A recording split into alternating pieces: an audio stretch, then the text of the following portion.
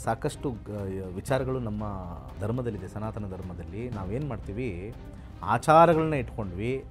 ಆಚಾರ ಹಿಂದೆ ಇರತಕ್ಕಂಥ ಒಂದು ವೈಜ್ಞಾನಿಕ ನಿಲುಗಟ್ಟನ್ನು ಕೈಬಿಟ್ಟು ಪ್ರಾರಂಭದ ಒಂದು ಬಿಂದು ಅಂತ ಹೇಳ್ತೀವಿ, ಟ್ರಾವೆಲರ್ಸ್ ಗೈಡ್ ಅಂತ ಕರಿತೀವಿ. ಅಲ್ಲಿ ನೋಡಿಕೊಂಡೇ ಯಾವ ದಿಕ್ಕಿಗೆ ಹೋಗಬೇಕು ಅಂತ ಹೇಳಿ ನಿರ್ಣಯ ಮಾಡ್ತಕ್ಕಂಥ ಒಂದು ನಕ್ಷತ್ರವೇ ಧ್ರುವ ನಕ್ಷತ್ರ. ಧ್ರುವ ನಕ್ಷತ್ರನ ನೋಡ್ತಾ ಇದ್ದರೆ ಆ ಎಲ್ ಶೇಪ್ ಇರೋ ನಕ್ಷತ್ರ ಟರ್ನ್ ಆಗ್ತಾ ಇರುತ್ತೆ. ಒಂದು ವರ್ಷ ಟರ್ನ್ ಆದಮೇಲೆ ಮತ್ತೆ ಅದೇ ಸ್ಪಾಟಿಗೆ ಬರುತ್ತೆ. ಅದನ್ನು ಬರೆದು ನೋಡಿದಾಗ ಸ್ವಸ್ತಿಕ ಚಿಹ್ನೆ ಬರುತ್ತೆ. ಆ ಸ್ವಸ್ತಿಕದಲ್ಲಿ ಮಧ್ಯದಲ್ಲಿರ್ತಕ್ಕಂಥ ಒಂದು ಬಿಂದು ಇದೆಯಲ್ಲ, ಅದೇ ಧ್ರುವ ನಕ್ಷತ್ರ. ಇಲ್ಲಿ ಫಸ್ಟ್ ನಾವು 4 ಬರಿಬೇಕು. 4 ಬರೆದಾದ್ಮೇಲೆ 5 ಬರಿತೀವಲ್ಲ, ಅದೇ ಥರ 5 ಬರಿತೀವಲ್ಲ, ಈ ರೀತಿ ಬರೀಬೇಕು. ಅದೇ ಥರ ಬರೀಬೇಕು. ತುಂಬ ಜನ ಉಲ್ಟಾ ಬರೀತಾರೆ. ಇದನ್ನು ಕಲ್ತ್ಕೋಬೇಕು. ಈ ಭೂಮಿ ಇರತಕ್ಕಂಥ ನಾರ್ತ್ ಪೋಲ್ ಸ್ಟಾರು ಆ ಧ್ರುವ ನಕ್ಷತ್ರ. ಆ ಧ್ರುವ ನಕ್ಷತ್ರ ಸ್ಟಾರ್ಟಿಂಗ್ ಪಾಯಿಂಟು ಯಾವ ದಿಕ್ಕಿಗೆ ಹೋಗಬೇಕು ಅನ್ನೋದು ಆ ಪಾಯಿಂಟ್ಗೆ ವಿಶೇಷವಾಗಿ ವೈಜ್ಞಾನಿಕ ನಿಲುಗಳು ಬಿಟ್ಟು ಬಂದಿರತಕ್ಕಂಥದ್ದೇ ಸ್ವಸ್ತಿಕ್.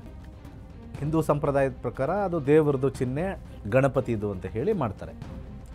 ಆದರೆ ಅಲ್ಲಿ ಒಂದು ಸೈಂಟಿಫಿಕ್ ರೀಸನ್ ಇರ್ತಕ್ಕಂಥದ್ದು ಇದೆ.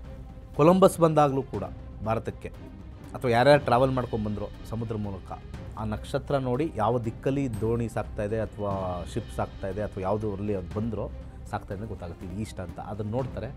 ಅಲ್ಲಿಂದ ಡೈರೆಕ್ಟ್ ಓಕೆ, ಈ ಕಡೆ ಈಸ್ಟು, ಈ ಕಡೆ ನಾರ್ತು, ಈ ಕಡೆ ಸೌತು, ಈ ಕಡೆ ವೆಸ್ಟು.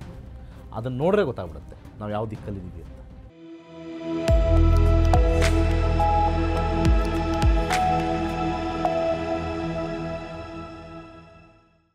ಎಲ್ರಿಗೂ ನಮಸ್ಕಾರ. ನೀವು ನೋಡ್ತಾ ಇದ್ದೀರಾ ಟಿವಿ ವಿಕ್ರಮ. ನಕ್ಷತ್ರ ನಾಡಿ ಕಾರ್ಯಕ್ರಮಕ್ಕೆ ಸ್ವಾಗತ. ನಾನು ಮುಮ್ತಾಜ್ ಅಬ್ದುಲ್ ನೆಲೆಡ್ಕ. ಗುರೂಜಿ, ತಮಗೆ ಕಾರ್ಯಕ್ರಮಕ್ಕೆ ಆತ್ಮೀಯವಾದಂತಹ ಸ್ವಾಗತ. ನಮಸ್ಕಾರ ಎಲ್ಲರಿಗೂ. ಗುರೂಜಿ, ಸನಾತನ ಧರ್ಮದಲ್ಲಿ ಸ್ವಸ್ತಿಕ್ ಚಿಹ್ನೆ ಬಹಳ ಪವಿತ್ರ, ಬಹಳ ಮಂಗಳಕರ ಅಂತ ಪರಿಗಣಿಸಲಾಗುತ್ತೆ. ಯಾಕೆ ಈ ಸ್ವಸ್ತಿಕ್ ಚಿಹ್ನೆಯನ್ನು ಬರೆಯಲಾಗುತ್ತೆ ಅಂತ? ಯಾಕಂದರೆ ಯಾವುದೇ ಶುಭ ಸಮಾರಂಭ ಆಗಿರಲಿ, ಹಬ್ಬ ಹರಿದಿನ ಆಗಿರಲಿ, ಈ ಒಂದು ಸ್ವಸ್ತಿಕ್ ಚಿಹ್ನೆಯನ್ನು ಬರದೇ ಬರೀತಾರೆ.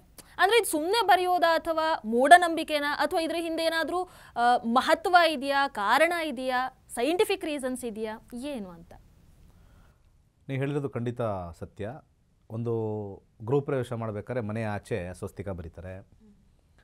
ಒಂದು ದೇವರ ಪೂಜೆ ಕಾರ್ಯ ಬರೀಬೇಕಾದ್ರೆ ಅಲ್ಲಿ ಸ್ವಸ್ತಿಕ ಬರೀತಾರೆ. ಯಾವುದಾದ್ರು ಒಂದು ಬಿಲ್ಡಿಂಗ್ ಓಪನಿಂಗು ಮಾಡಬೇಕಾದ್ರೆ ಆ ಗೋಡೆ, ಯಾವುದೋ ಒಂದು ಗೋಡೆ ಸೆಲೆಕ್ಟ್ ಮಾಡಿಬಿಟ್ಟು ಯೂಶ್ವಲಿ ನಾರ್ತ್ ಗೋಡೆನ ಸೆಲೆಕ್ಟ್ ಮಾಡಿಬಿಟ್ಟು ಅಲ್ಲಿ ಸ್ವಸ್ತಿಕ್ ಬರೀತಾರೆ. ಸಾಮಾನ್ಯವಾಗಿ ಹಿಂದೂ ಸಂಪ್ರದಾಯದ ಪ್ರಕಾರ ಅದು ದೇವರದು ಚಿಹ್ನೆ, ಗಣಪತಿದು ಅಂತ ಹೇಳಿ ಮಾಡ್ತಾರೆ. ಆದರೆ ಅಲ್ಲಿ ಒಂದು ಸೈಂಟಿಫಿಕ್ ರೀಸನ್ ಇರ್ತಕ್ಕಂಥದ್ದು ಇದೆ. ಮೊಟ್ಟ ಮೊದಲಾಗಿ ಯಾವುದೇ ಪ್ರಾರಂಭ ಮಾಡಬೇಕಾದ್ರೆ ಒಂದು ಸ್ಟಾರ್ಟಿಂಗ್ ಪಾಯಿಂಟ್ ಅಂತ ಇರುತ್ತೆ. ಸ್ಟಾರ್ಟಿಂಗ್ ಪಾಯಿಂಟ್, ಬ್ರಹ್ಮಾಂಡದಲ್ಲಿ ಸ್ಟಾರ್ಟಿಂಗ್ ಪಾಯಿಂಟ್ ಎಲ್ಲಿಂದ ತಗೊಳ್ಳೋಣ? ಬ್ರಹ್ಮಾಂಡದ ಮಧ್ಯಭಾಗದಲ್ಲಿ ಬ್ಲ್ಯಾಕ್ ಹೋಲ್ ಇದೆ.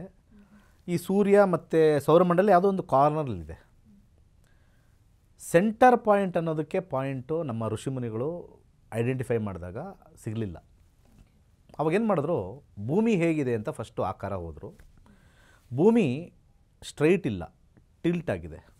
23 ಡಿಗ್ರಿ ವಾಲಿದೆ. ವಾಲಿರೋದ್ರಿಂದನೇ ನಮಗೆ ಒಂದು ಕಾಲಗಳು ಬಂದಿರೋದು, ಚಳಿಗಾಲ, ಬೇಸಿಗೆಗಾಲ, ಆ ರೀತಿ ಬಂದಿರತಕ್ಕಂಥ ವಾಲಿರೋದ್ರಿಂದನೇ. ಹಾಗೆ ಒಂದು ಪಾಯಿಂಟ್ ಬೇಕು, ಆಕಾಶದಲ್ಲಿ ಒಂದು ಪಾಯಿಂಟ್ ಬೇಕು ಅಂತಂದಾಗ ಅವಾಗ ಆಲೋಚನೆ ಮಾಡಿ ಭೂಮಿಯ ಒಂದು ಆ್ಯಕ್ಸಿಸ್ ತಗೊಂಡ್ರು. ಉತ್ತರ ದಿಕ್ಕು ಮತ್ತು ದಕ್ಷಿಣ ದಿಕ್ಕು, north side and south side, ಅಥವಾ ನಾರ್ತ್ ಆ್ಯಕ್ಸಿಸ್, ಸೌತ್ ಆ್ಯಕ್ಸಿಸ್ ಅಂತ ತಗೊಂಡ್ರು. ಈ ಭೂಮಿ ಎಕ್ಸಾಕ್ಟ್ ನಾರ್ತ್ ಆ್ಯಕ್ಸಿಸ್ ಟಾಪಲ್ಲಿ ಒಂದು ಪಾಯಿಂಟ್ ಮಾಡಿಕೊಂಡ್ರು. ಆ ಪಾಯಿಂಟ್ ಇವತ್ತಿಗೂ ನೀವು ನೋಡ್ಬೋದು, ಅದು ಆರ್ಟಿಕ್ ಓಷನ್ ಇರ್ತಕ್ಕಂಥ ಜಾಗ. ಅಲ್ಲಿ ಯಾವುದೂ ಜನಗಳು ಎಲ್ಲೂ ಇಲ್ಲ, ಭೂಮಿಯ ಟಿಪ್ ಅದು. ಅಲ್ಲಿ ವಾಸ ಮಾಡೋಕ್ಕೂ ಭಾಳ ಕಷ್ಟ. ಅಲ್ಲಿ ಭಾಳ ಅಂದರೆ ತುಂಬಾ ಕಷ್ಟ. ಅಲ್ಲಿ ಅತ್ಯಂತ ಸಮೀಪ ಇರತಕ್ಕಂಥ ಒಂದು ಭೂಪ್ರದೇಶ ಅಂತಂದಾಗ ಅಲ್ಲಿ ಗ್ರೀನ್ಲ್ಯಾಂಡ್ ಬರುತ್ತೆ. ತುಂಬ ಹತ್ತಿರದಲ್ಲಿ ಅಂದರೆ ನಿಯರೆಸ್ಟ್ ಅಂತಂದರೆ ಗ್ರೀನ್ಲ್ಯಾಂಡ್ ಬರುತ್ತೆ. ಅಲ್ಲೂ ವಾಸ ಮಾಡೋಕ್ಕೆ ಭಾಳ ಚಳಿ ಜಾಸ್ತಿ. ಅಲ್ಲಿ ಅವರ್ ಡೇ ಡ್ಯೂರೇಷನ್, ನೈಟ್ ಡ್ಯೂರೇಷನ್ ತುಂಬ ವ್ಯತ್ಯಾಸ ಆಗುತ್ತೆ. ಆ ಪಾಯಿಂಟಿಂದ ಒಂದು ಸ್ಟ್ರೈಟ್ ಲೈನ್ ಆಕಾಶದಲ್ಲಿ ಒಂದು ಪಾಯಿಂಟ್ನ ನೋಡಿದಾಗ ಒಂದು ನಕ್ಷತ್ರ ಕಾಣಿಸ್ತು. ಆ ನಕ್ಷತ್ರನ ಒಂದು ಸ್ಟಾರ್ಟಿಂಗ್ ಪಾಯಿಂಟ್ ಅಂತ ನಮ್ಮ ಋಷಿಮುನಿಗಳು ಹಿಂದಿನ ಕಾಲದಲ್ಲಿ ಮಾಡಿದ್ರು. ಅದನ್ನೇ ನಾರ್ತ್ ಪೋಲ್ ಸ್ಟಾರ್ ಅಂತ ಕರೀತಾರೆ. ನಾವು ಸ್ವಲ್ಪ ಈ ಕತೆಗಳಿಗೆ ಹೋಗೋಣ, ಹಿಂದೆ ಕತೆಗಳಿಗೆ ಹೋಗೋಣ. ಧ್ರುವ ಮಹಾರಾಜ ಅಂತ ಇದೆ, ಧ್ರುವರಾಜ ಅಂತ ಇರ್ತಕ್ಕಂಥದ್ದು ಧ್ರುವ. ಅದನ್ನೇ ಧ್ರುವ ನಕ್ಷತ್ರ ಅಂತ ಹೇಳೋದು. ಓಕೆ. ಸೊ ಆ ಸಮಯದಲ್ಲಿ ಉತ್ಥಾನಪಾದ ಮತ್ತು ಸುನೀತಿ ಅನ್ನೋ ದಂಪತಿಗಳಿಗೆ ಒಂದು ಮಗು ಹುಟ್ಟುತ್ತೆ. ಅವನ ಹೆಸರು ಧ್ರುವ. ಕಾರಣಾಂತರದಿಂದ ಧ್ರುವ ಮಲತಾಯಿ ಹತ್ರ ಬೆಳೀತಾನೆ. ಆ ಸಂದರ್ಭದಲ್ಲಿ ಆ ಮಲತಾಯಿ ಅವರ ಸ್ವಂತ ಮಕ್ಕಳಿಗೆ ಚೆನ್ನಾಗಿ ಆರೈಕೆ ಮಾಡಿ ಇವರಿಗೆ ಸ್ವಲ್ಪ ತೂಚ್ಯವಾಗಿ ಸ್ವಲ್ಪ ಊಟದಲ್ಲೋ ಇನ್ನೊಂದರಲ್ಲೋ ಮತ್ತೊಂದಲ್ಲೋ ಸ್ವಲ್ಪ ಕಮ್ಮಿ ನೋಡ್ಕೊಳ್ತಕ್ಕಂಥದ್ದು ಮಾಡಿದಾಗ ಆ ಮಗುಗೆ ಮನಸ್ಸಿಗೆ ಬೇಜಾರಾಗುತ್ತೆ. ಆ ಬೇಜಾರಾಗಿರೋ ಸಂದರ್ಭದಲ್ಲಿ ಒಂದು ಸ್ಥೈರ್ಯ ತಗೊಂಡು ಒಂದು ತಪಸ್ಸು ಮಾಡೋಣ, ಯಾಕೆ ನನಗೆ ಈ ಥರ ಯಾಕೆ ಬರಬೇಕು ಅಂತ ತಪಸ್ಸು ಮಾಡಿ ಆ ತಪಸ್ಸಲ್ಲಿ ವಿಷ್ಣುವಿನ ಒಂದು ಆತ್ಮವನ್ನು ಗೆದ್ದು ನಿನಗೇನು ಬೇಕು ಕೇಳು ಅಂತ ಹೇಳಿದಾಗ ನನಗೆ ಯಾವುದೂ ಲೋಕದಲ್ಲಿರ್ತಕ್ಕಂಥ ವಜ್ರವೈಡೂರಿಗಳಾಗಲಿ ಅದಾಗಲಿ ಬೇಡ, ನಾನು ಶಾಶ್ವತವಾಗಿ ನನ್ನ ಹೆಸರು ನನ್ನ ನಿಲ್ಲಬೇಕು ಅಂತ ಹೇಳಿದಾಗ ಆಯಿತು, ನಿನ್ನ ಒಂದು ಇಂಪಾರ್ಟೆಂಟ್ ಆಗಿರ್ತಕ್ಕಂಥ ಒಂದು ನಕ್ಷತ್ರ ಮಾಡ್ತೀನಿ, ಅದು ಯಾವಾಗಲೂ ಕೂಡ ಉತ್ತರದ ದಿಕ್ಕಲ್ಲೇ ಇರುತ್ತೆ. ಆ ಪಾಯಿಂಟ್ನೇ ಪ್ರತಿಯೊಬ್ಬರು ನೋಡಿ ಡಿಸೈಡ್ ಮಾಡಿ ಇಲ್ಲಿಂದನೇ ನಾವು ಪ್ರಾರಂಭ ಮಾಡಬೇಕು, ಇಲ್ಲಿಂದನೇ ನಮ್ಮ ಪ್ರಾರಂಭ ಮಾಡಬೇಕು ಅಂತ ಹೇಳಿ ಧ್ರುವ ನಕ್ಷತ್ರ ಅನ್ನೋದು ಒಂದು ಮಾಡ್ತಾರೆ. ಆ ಧ್ರುವ ನಕ್ಷತ್ರ is nothing but north pole star ಅಥವಾ ಪೊಲ್ಯಾರಿಸ್ ಅಂತ ಕರೀತಾರೆ. ಅನೇಕ ನಕ್ಷತ್ರಗಳ ಹೆಸರಿರ್ತವೆ, ಅದರಲ್ಲಿ ನಾರ್ತ್ ಪೋಲ್ ಸ್ಟಾರ್. ಕೊಲಂಬಸ್ ಬಂದಾಗಲೂ ಕೂಡ ಭಾರತಕ್ಕೆ ಅಥವಾ ಯಾರ್ಯಾರು ಟ್ರಾವೆಲ್ ಮಾಡ್ಕೊಂಡ್ಬಂದರೋ ಸಮುದ್ರ ಮೂಲಕ ಆ ನಕ್ಷತ್ರ ನೋಡಿ ಯಾವ ದಿಕ್ಕಲ್ಲಿ ದೋಣಿ ಸಾಕ್ತಾಯಿದೆ ಅಥವಾ ಶಿಪ್ ಸಾಕ್ತಾಯಿದೆ ಅಥವಾ ಯಾವುದರಲ್ಲಿ ಅದು ಬಂದರೋ ಸಾಕ್ತಾಯಿದೆ ಗೊತ್ತಾಗುತ್ತೆ, ಇದು ಈಸ್ಟ್ ಅಂತ. ಅದನ್ನು ನೋಡ್ತಾರೆ, ಅಲ್ಲಿಂದ ಡೈರೆಕ್ಟ್ ಓಕೆ ಈ ಕಡೆ ಈಸ್ಟು, ಈ ಕಡೆ ನಾರ್ತು, ಈ ಕಡೆ ಸೌತು, ಈ ಕಡೆ ವೆಸ್ಟು, ಅದನ್ನು ನೋಡ್ರೆ ಗೊತ್ತಾಗ್ಬಿಡುತ್ತೆ ನಾವು ಯಾವ ದಿಕ್ಕಲ್ಲಿದ್ದೀವಿ ಅಂತ. ಅದನ್ನೇ ಅದು ಟ್ರಾವೆಲರ್ಸ್ ನಕ್ಷತ್ರ ಅಂತ ಹೆಸರಿಡ್ತಾರೆ. ಇವತ್ತು ನೀವು ಗೂಗಲ್ ಮಾಡಿ ಟ್ರಾವೆಲರ್ ಸ್ಟಾರ್ ಅಂತ ಕರೀರಿ, ಅದು ನಾರ್ತ್ ಪೋಲ್ ಸ್ಟಾರೇ.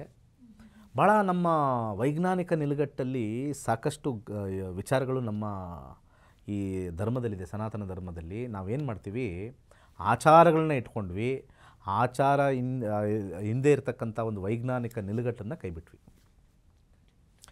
ಈಗ ಬರ್ತೀನಿ ಸ್ವಸ್ತಿಕ ಚಿಹ್ನೆಗೆ ಬರ್ತೀನಿ. ಆ ಸ್ವಸ್ತಿಕದಲ್ಲಿ ಮಧ್ಯದಲ್ಲಿರ್ತಕ್ಕಂಥ ಒಂದು ಬಿಂದು ಇದೆಯಲ್ಲ, ಅದೇ ಧ್ರುವ ನಕ್ಷತ್ರ. ಆ ಧ್ರುವ ನಕ್ಷತ್ರದ ಸುತ್ತ ಒಂದಷ್ಟು ನಕ್ಷತ್ರಗಳಿದೆ. ಅದನ್ನು ಉರ್ಸಾ ಮೈನರ್ ಅಂತ ಕರೀತಾರೆ. ಆ ಜಾಗಕ್ಕೆ ಒಂದು ಸೈಂಟಿಫಿಕ್ ಅಥವಾ ಆಸ್ಟ್ರೋನಾಮಿಕಲ್ ವ್ಯೂ ಅಂತ ನೋಡಿದಾಗ ಉರ್ಸಾ ಮೈನರ್ ಅಂತ ಕರೀತಾರೆ. ಅಲ್ಲಿ ನಮಗೆ ಇರ್ತಕ್ಕಂಥದ್ದೇ ಸಪ್ತಋಷಿ ಮಂಡಲ. ಆ ಸಪ್ತಋಷಿ ಮಂಡಲ ಹೇಗಿದೆ ಅಂತಂದರೆ ಒಂದು ರೀತಿ ಒಂದು ಎಲ್ ಶೇಪಲ್ಲಿದೆ, ಈ ಥರ ಎಲ್ ಶೇಪಲ್ಲಿದೆ. ಸೊ ನಾವು ಪ್ರತಿನಿತ್ಯ ಧ್ರುವ ನಕ್ಷತ್ರನ ನೋಡ್ತಾ ಇದ್ದರೆ ಆ ಎಲ್ ಶೇಪ್ ಇರೋ ನಕ್ಷತ್ರ ಟರ್ನ್ ಆಗ್ತಾ ಇರುತ್ತೆ. ಒಂದು ವರ್ಷ ಟರ್ನ್ ಆದಮೇಲೆ ಮತ್ತೆ ಅದೇ ಸ್ಪಾಟಿಗೆ ಬರುತ್ತೆ. ಅದನ್ನು ಬರೆದು ನೋಡಿದಾಗ ಸ್ವಸ್ತಿಕ ಚಿಹ್ನೆ ಬರುತ್ತೆ.